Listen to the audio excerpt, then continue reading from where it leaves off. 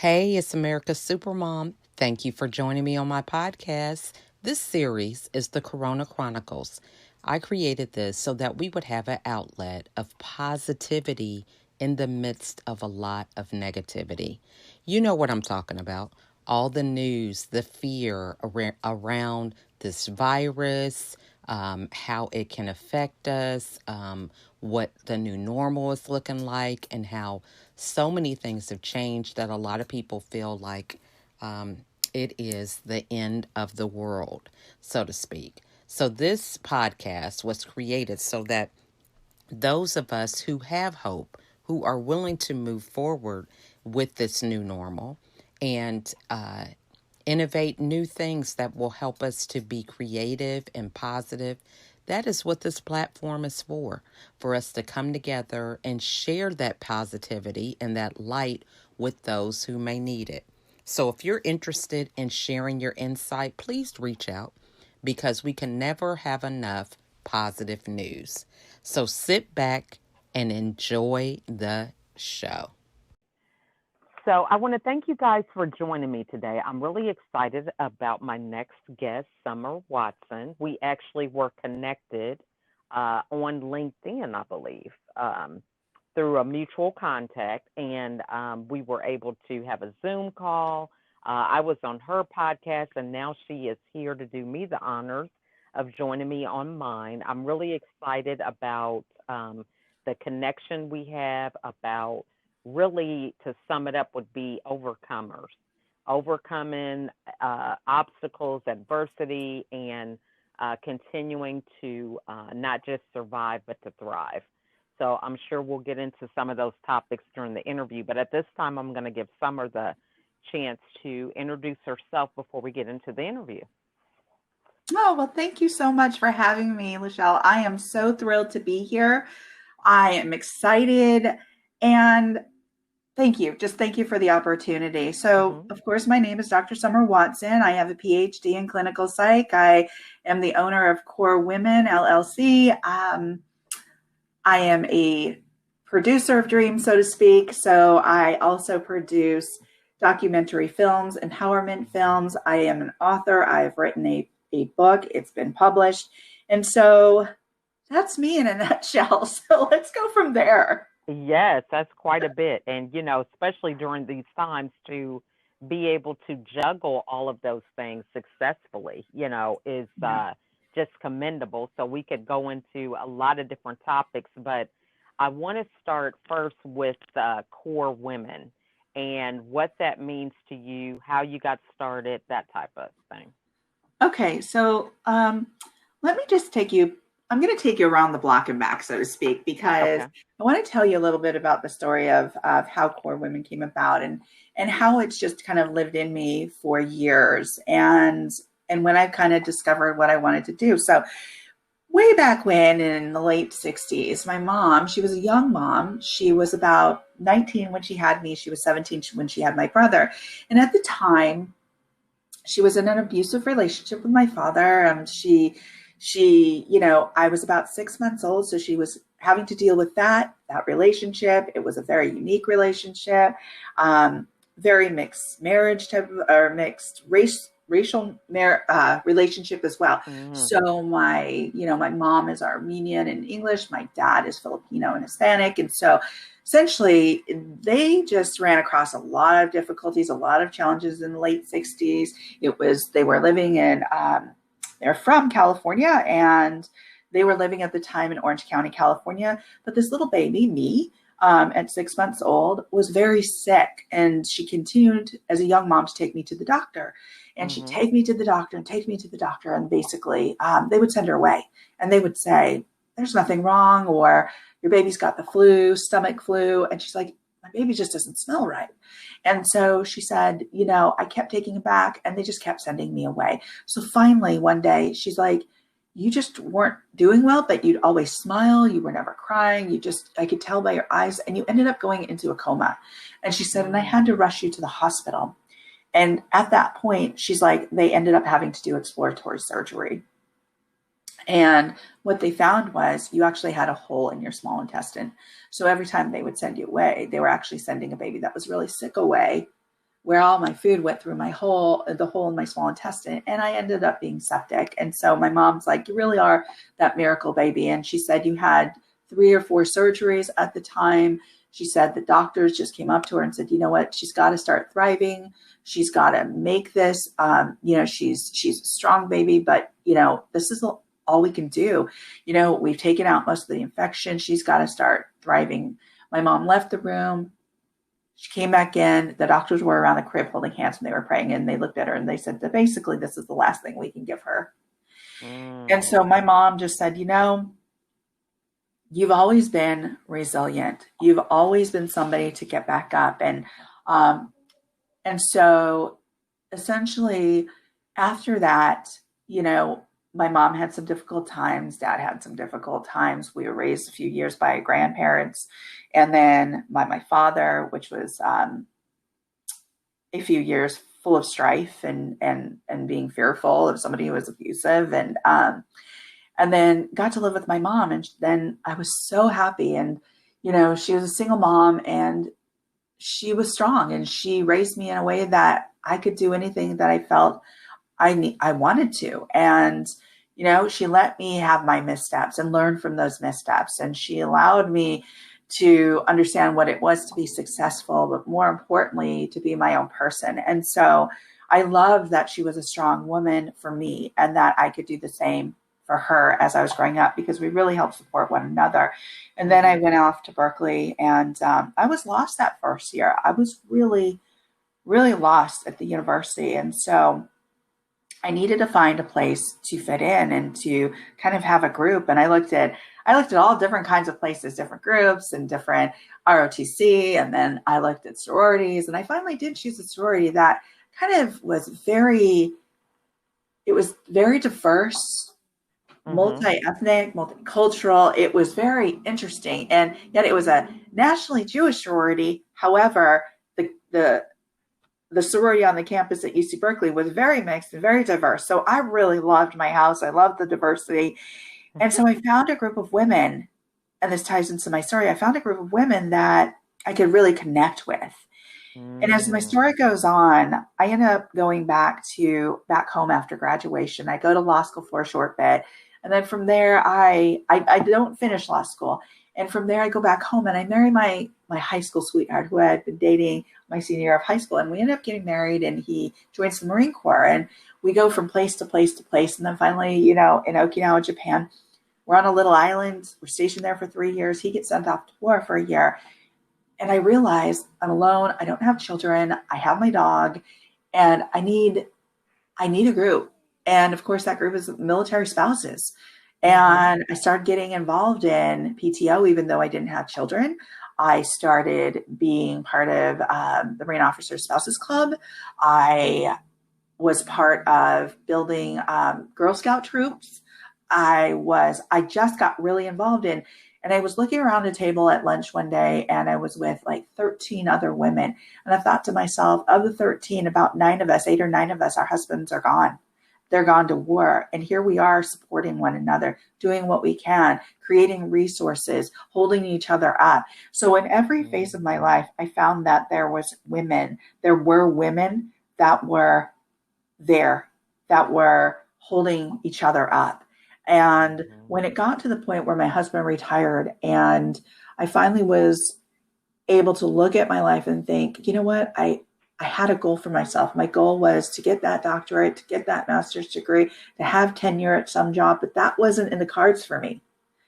And I look back at my life and I thought, it's time. And the reason why is because being part of a military relationship, you move a lot. And so you can't maintain a job. You have to go from job to job to job. That's just part of the culture. That's part of the lifestyle. And so you don't realize that until you're in it, and you really can't help who you fall in love with.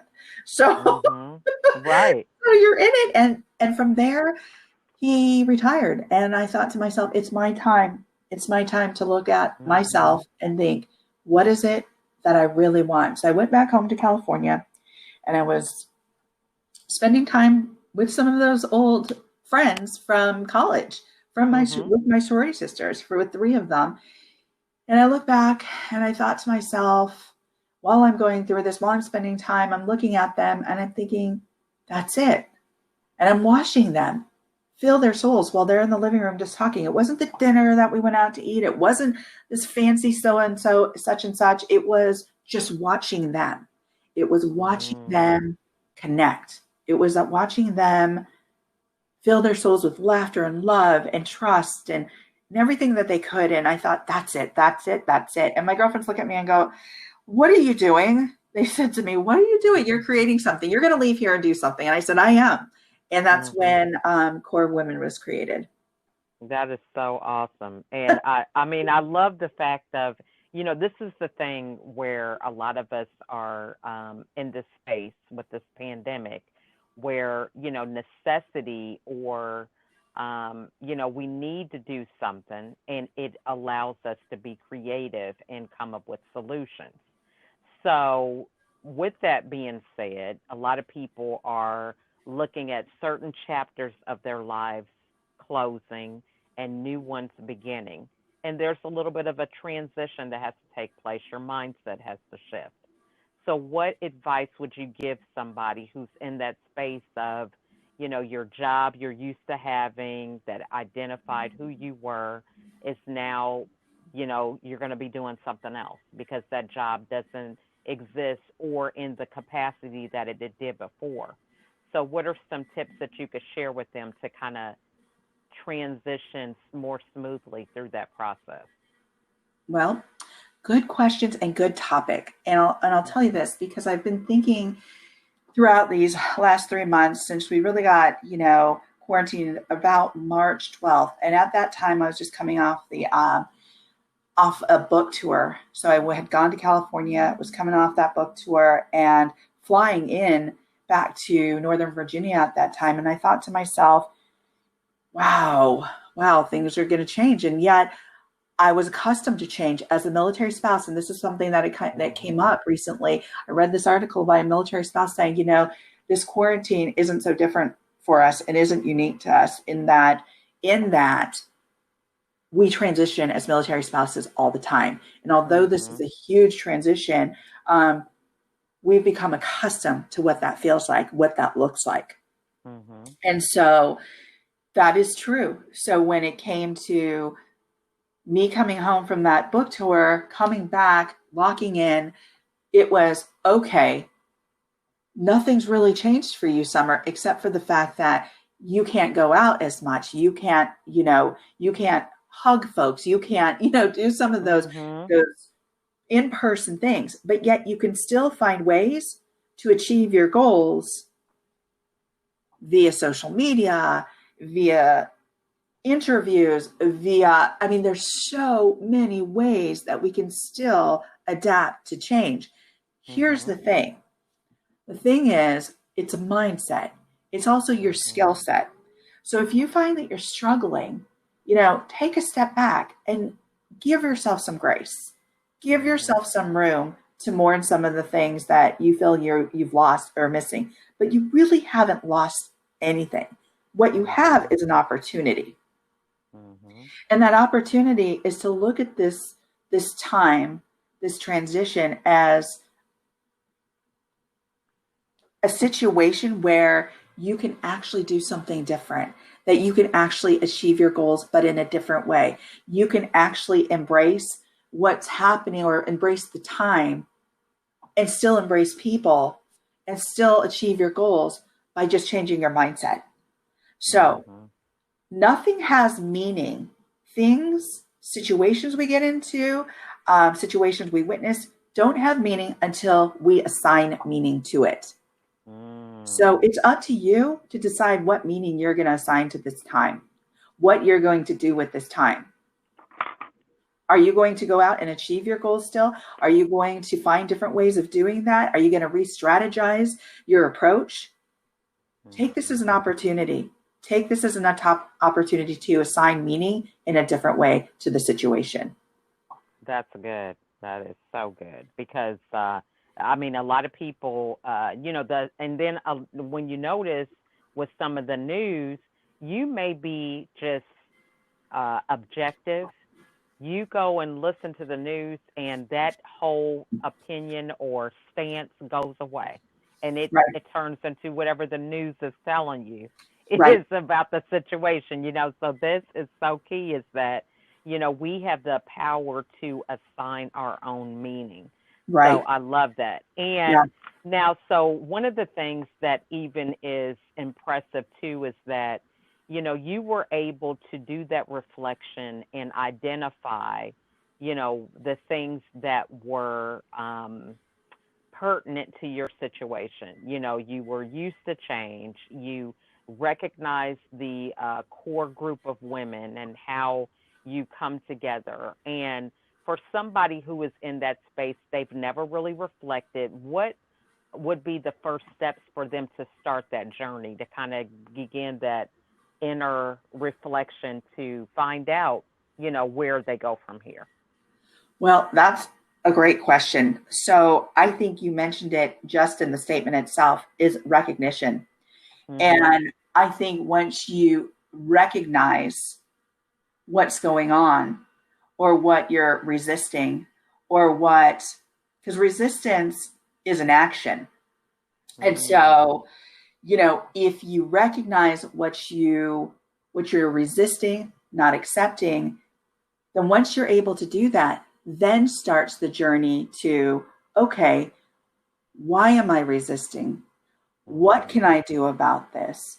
How can I transition effectively to the change? Because rather than reacting, you want to respond. And sometimes that means taking a step back.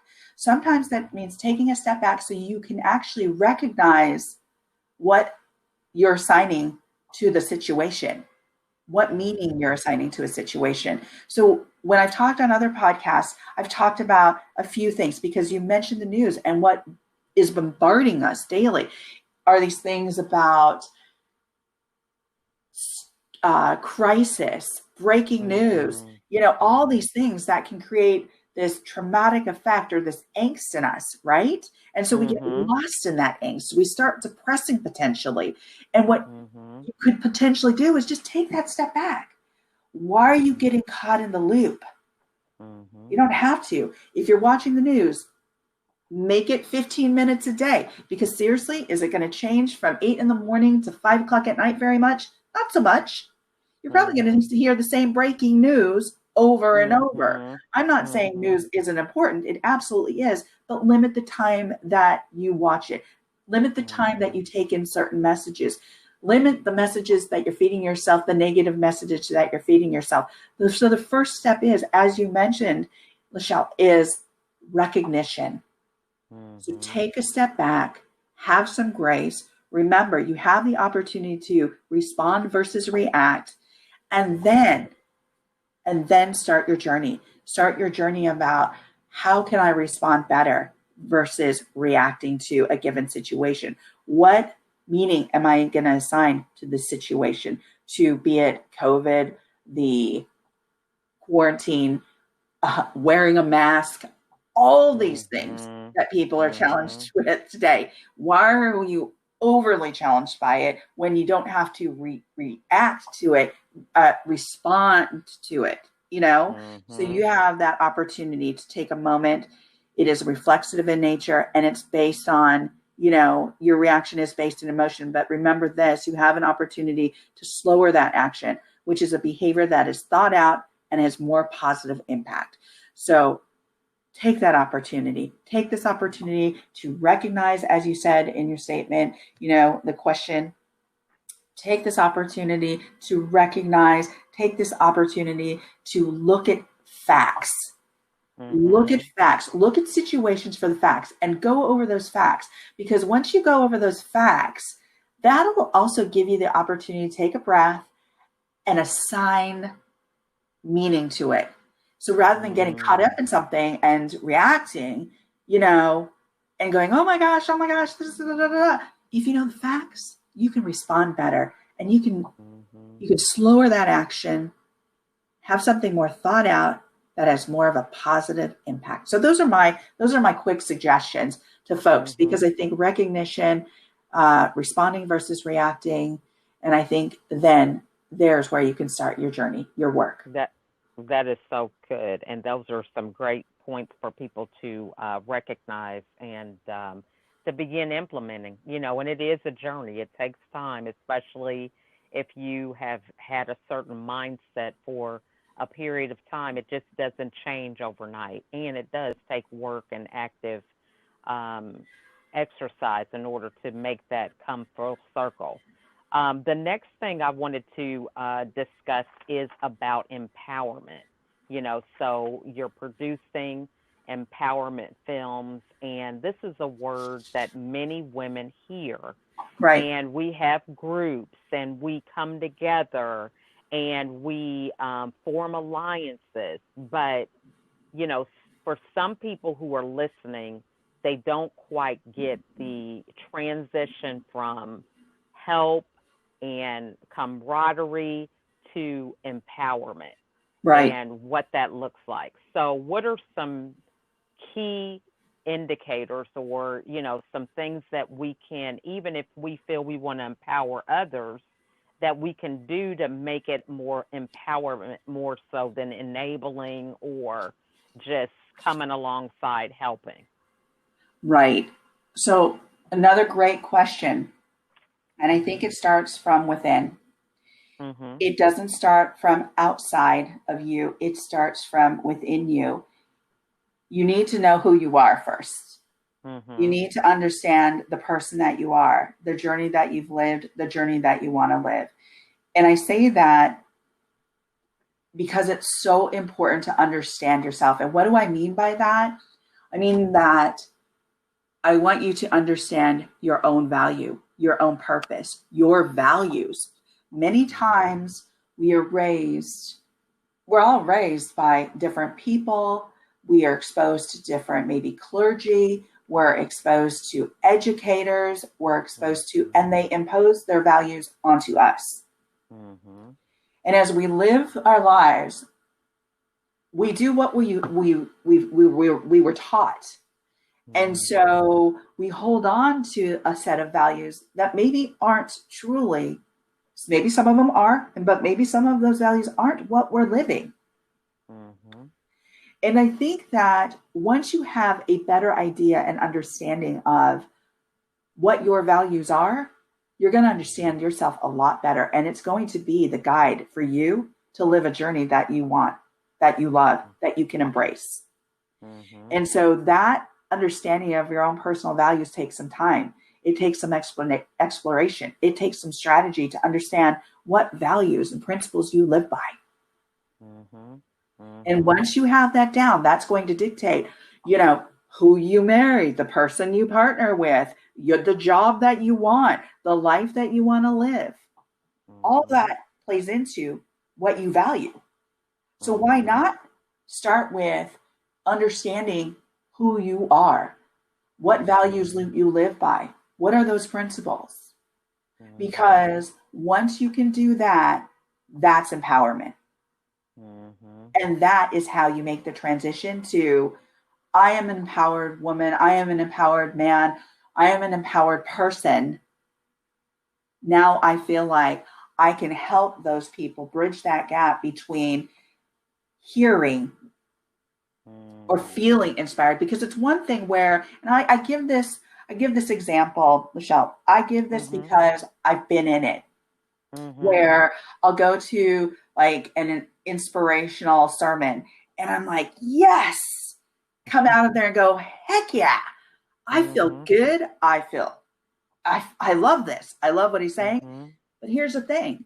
I leave there the day after, and if I don't have steps or strategies to put Mhm. into place in relation to feeling or reaching empowerment, a state of empowerment, I'm going right back to that same step of just being inspired. Mhm.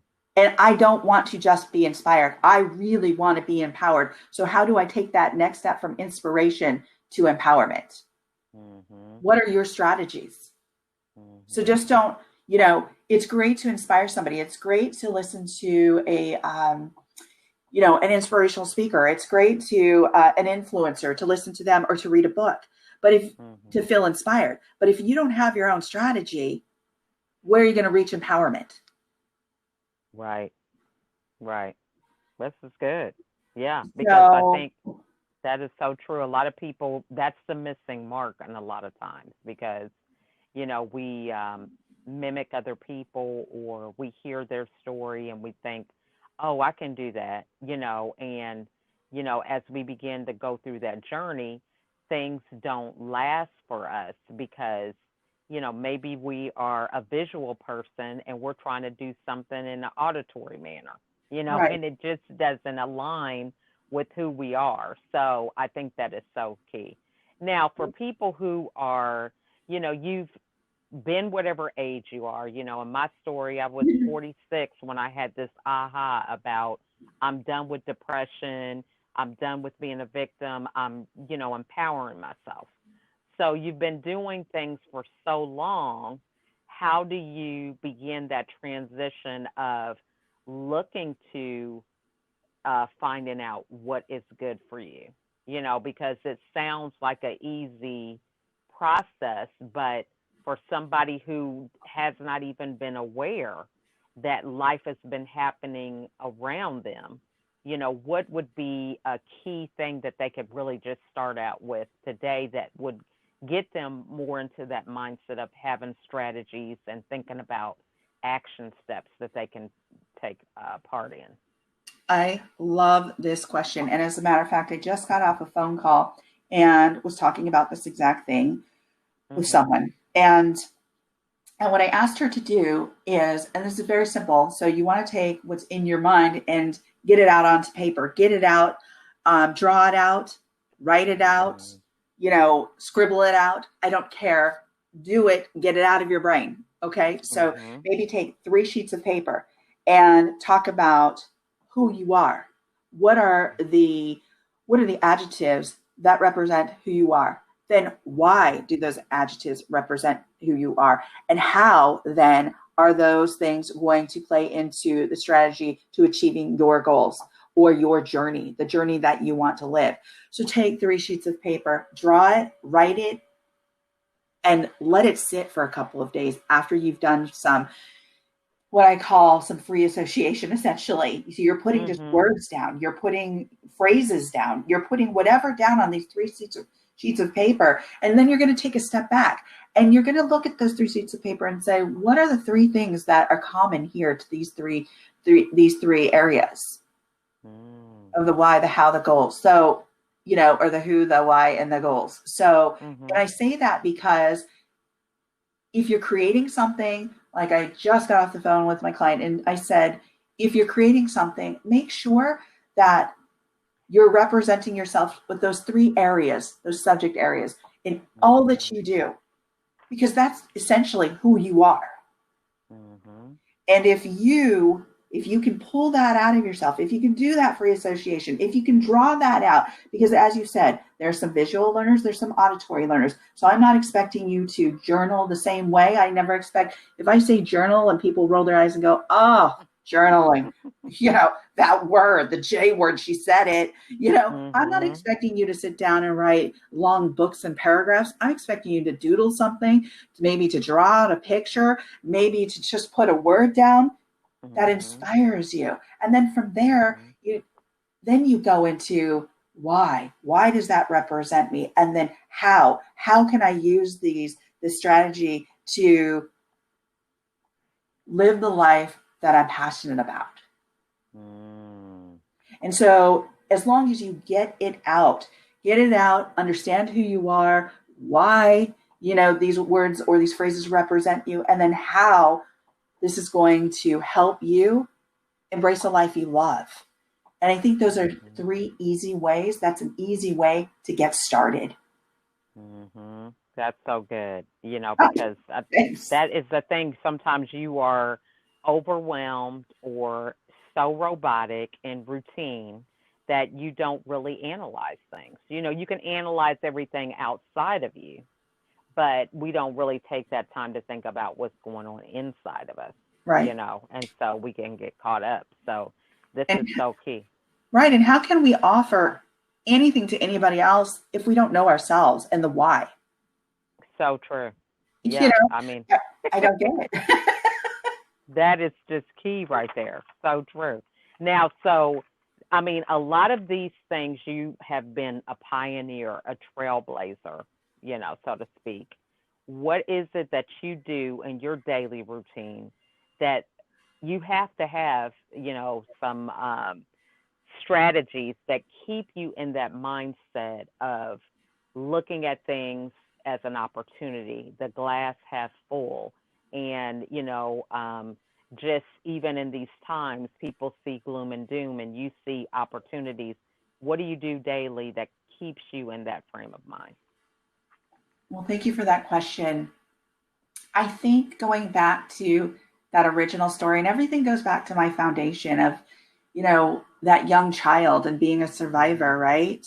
Mhm. Because not only did I have to survive, but there was something innate in me that was just a survivor, somebody that just kept Mhm. getting up. Throughout my life, my grandmother used to look at me and she would say, wow, even with the missteps, or if you've gotten pushed down or you feel oppressed by somebody, you've always gotten up. And I think I just naturally have this innate ability to just get back up. And then of course Mhm. there's learned resiliency as well, right?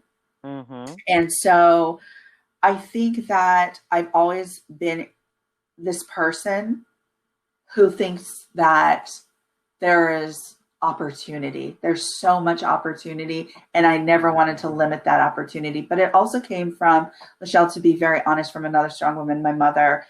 Even though she had her own issues and she dealt with those, she always told me, you can do this. You can achieve whatever you'd like. It doesn't Mhm. matter that you have a misstep, because those are what we learn from.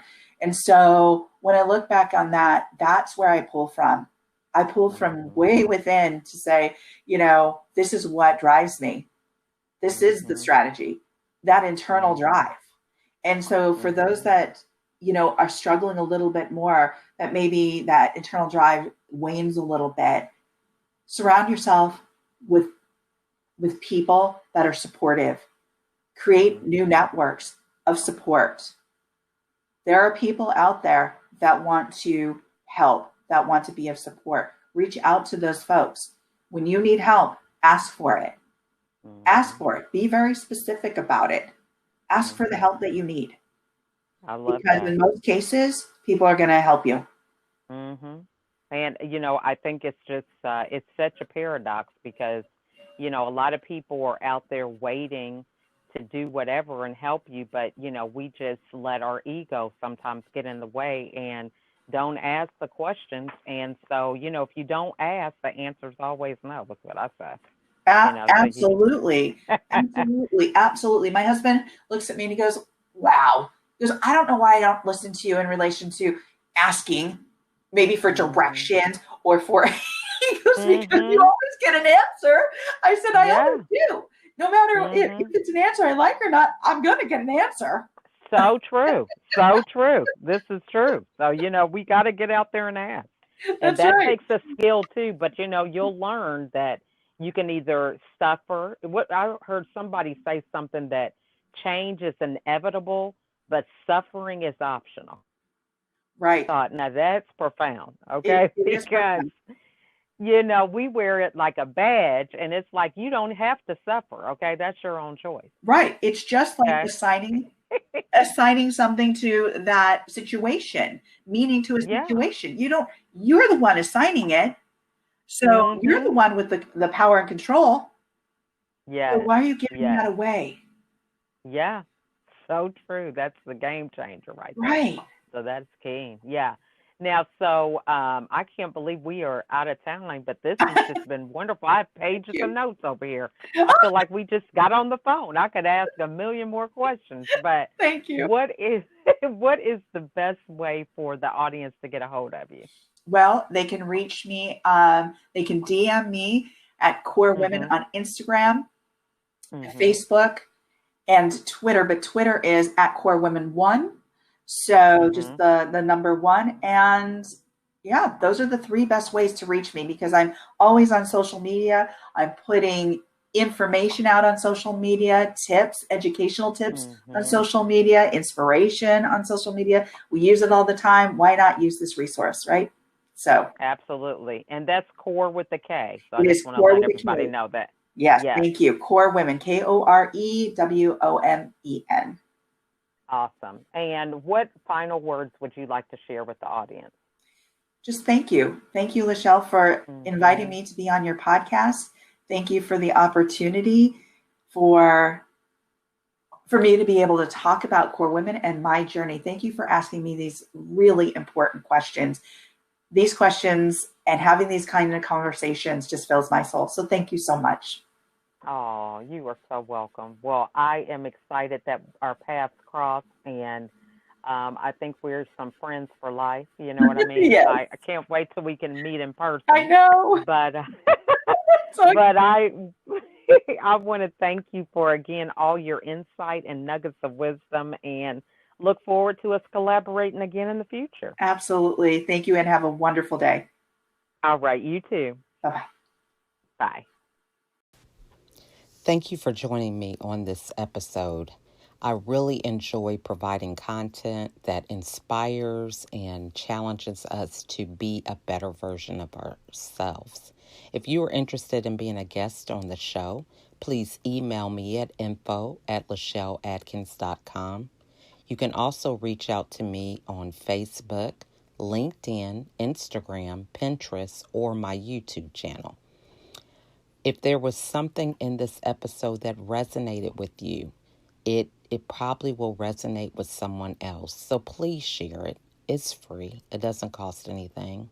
But those aha moments, those moments of really getting something and changing your perspective are very, very pivotal in having people change the trajectory of their lives.